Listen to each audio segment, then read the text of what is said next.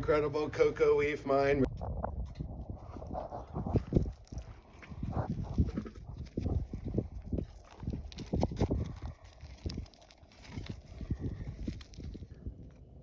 I'm preparing to metalsmith a setting for this Cave Onyx, Calcite and Aragonite that we mined at Kokoweef.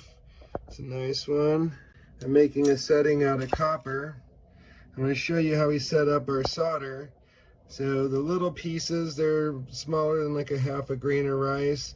That's solder, and that melts at a lower temperature than our copper. What we're doing is we're going to heat our metal in tiny pieces to fuse the seam, putting our pendant together. That's called fabricating.